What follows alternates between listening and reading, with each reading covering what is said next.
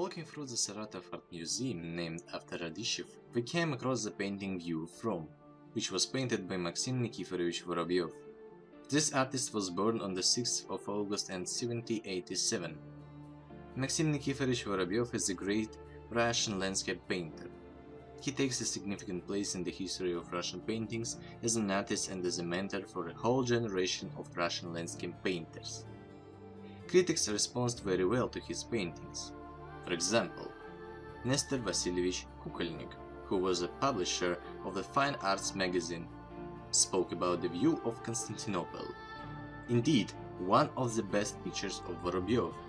This is not a picture, but an ode from water, earth, and air. Once, the artist traveled around Europe and Asia. In 1835 to 1836, he traveled around Italy.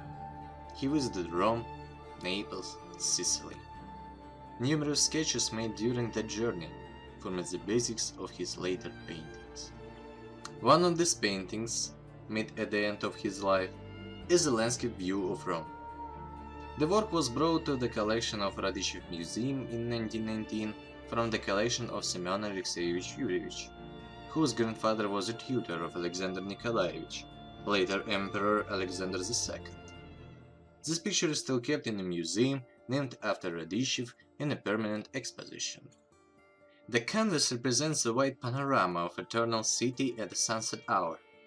Unusually solemn and calm, Rome was seen by the artist from Pincher Hill, from the highest point of the famous Spanish Steps.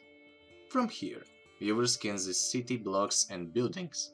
Among them there are well-known architectural dominants, the Dome of St. Peter's on the horizon and the dome of the Basilica of San Carlo Corso.